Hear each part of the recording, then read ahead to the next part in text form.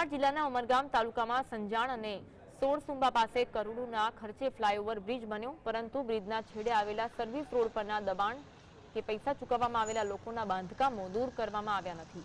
સંજાણ પાસે જાણે વરસાદી પાણીનું તળાવ ભરાયું હોવાથી વાહન ચાલકોને જીવના જોખમે પસાર થવાનો વારો આવ્યો। લોકસભાની ચૂંટણીમાં નેતાઓએ આપેલા વચનો હવે જીત બાદ પોકળ પુરવાર થઈ રહ્યા છે। DFCCL રેલ વિભાગ દ્વારા બનાવેલા આ કરોડો રૂપિયાના ફ્લાયઓવરના સર્વિસ રોડની કામગીરી ટલ્લે ચડી છે।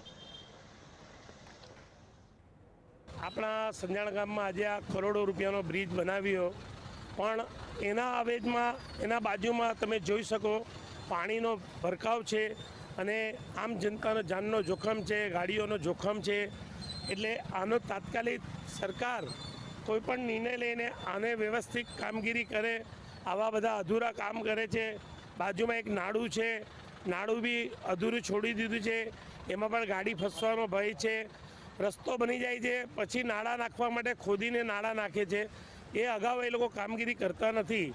પુલનું કામ પણ બરાબર થયેલ નથી, પુલમાં પણ ગાબડા છે, લીકેજ છે, પુલ પણ પડવાની સંભાવના છે। વલસાડ જિલ્લાના ઉમરગામ તાલુકામાં સંજાણ ઉમરગામ અને ઘણા બધા ઠેકાણે છે તે નવા ફ્લાયઓવર બ્રિજ બન્યા। ત્યારબાદ બ્રિજમાં પણ ઘણી બધી ક્ષતિ હતી અને હવે જે બ્રિજની બાજુના સર્વિસ રોડ છે એની ઉપર પાણી ભરાયા છે। પરિસ્થિતિ એટલા હદે ખરાબ છે કે અહીંથી નેતાઓ પસાર થાય છે, પરંતુ નેતાઓને આ સમસ્યા જોવા મળતી નથી। ચૂંટણી હતી ત્યારે વાયદાઓ થયા, લોકસભાની ચૂંટણીમાં પણ વાયદા થયા, પરંતુ હવે નેતાઓ ગાયબ થયા છે અને પ્રજા માટે જે છે સમસ્યા સામે ઊભી છે।